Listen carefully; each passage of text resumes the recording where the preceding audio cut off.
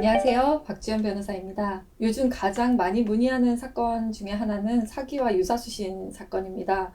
아무래도 일상생활에서 금전거래에 사기나 유사수신 행위가 많이 포함이 되어 있어서 문의가 많습니다. 저도 인터넷에서 검색을 해봤는데 2020년 11월 금융감독원에 따르면은 1월부터 10월까지 불법 사금융 신고센터에 접수된 유사수신 행위는 재작년에 비해서 41.6%가 증가를 했다고 합니다. 그리고 경찰청에 따르면은 재작년에 비해서 작년에 역대 처음으로 30만 건이 넘었다고 합니다.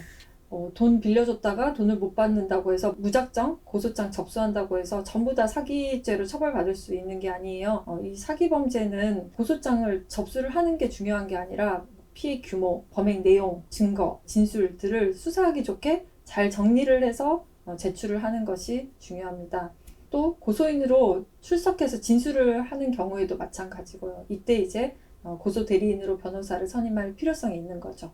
반대로 사기로 고소를 당해서 피고소인으로 조사를 받을 때에도 중요한 내용만 논리 정연하게 정리를 해서 진술을 하는 것이 필요합니다. 수사기관에서 이 사기 범죄에 대해서 전형적으로 물어보는 질문들이 있어요. 그래서 그 예상되는 질문에 대해서 답변을 잘 준비를 하시는 것이 중요합니다. 이때 또 변호인의 선임의 필요성이 있는 거죠. 사기 사건을 의외로 쉽게 생각하는 분들이 많은데 사기 사건은 가장 흔한 범죄이기도 하지만은 가장 어려운 범죄이기도 해요. 종류도 뭐 투자 사기, 채권 사기, 물품 사기, 주식 사기, 건설 사기, 부동산 사기 정말 다양한 종류들이 있어서 그 종류에 맞게 법률 대응을 하는 것이 필요합니다. 유사수신은 많이 들어보셨겠지만 어려운 단어죠. 사기는 형법에서 처벌하는 범죄이고 유사수신은 유사수신 행위의 규제에 관한 법률에서 처벌하는 범죄입니다. 두 개는 이제 별개의 범죄이고요. 유사수신은 법에서 어렵게 설명을 해놓고 있는데 쉽게 말을 하면은 합법적인 인허가, 등록, 신고를 하지 않고 불특정 다수인에게 수익을 보장을 하면서 이제 돈을 끌어모으는 영업행위를 말을 합니다. 투자 설명회, 계모임, 고수익 투자, 투자 모임 등 많이 들어보셨을 텐데요. 이런 행위를 하면은 처벌을 받게 됩니다. 합법적인 금융기관만 이런 행위를 할 수 있어요. 사기는 타인을 속여서 돈을 받는 것이고 유사수신은 타인을 속이는 행위, 그 기망행위가 별도로 필요가 없고 그냥 수익을 보장을 하면서 돈을 모집하는 행위 자체를 처벌을 하는 것이에요. 다만 유사수신 행위는 불특정 다수인을 상대로 해야 되고 그리고 일회성이 아닌 업으로 해야 된다는 특징이 있습니다. 그럼 사기도 치고 유사수신 행위도 하면 어떻게 되느냐? 두 가지 범죄 모두에 해당하게 되고 가중처벌을 받게 됩니다. 그래서 유사수신 행위는 이런 그 특징이 있기 때문에 이 특징에 맞게 만약에 고소를 할 때에도 진술을 하거나 증거를 제출해야 될 필요가 있고 피고소인으로 조사를 받을 때도 이 특징에 맞게 진술을 해야 됩니다.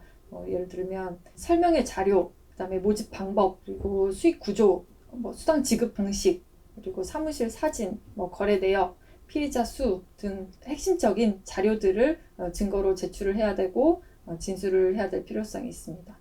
사기나 유사수신 행위는 형사적으로도 처벌을 받는 범죄이지만 민사 청구가 항상 함께 있는 사안이죠. 높은 수익금을 바라고 금전 거래를 했다가는 유사수신 행위의 피해자가 될 수도 있고 또 나도 모르게 유사수신 행위에 가담하는 경우들이 많습니다. 그래서 높은 수익을 보장을 해준다라고 할 때는 다시 한번 의심하고 신중하게 결정을 하는 것이 좋겠고요.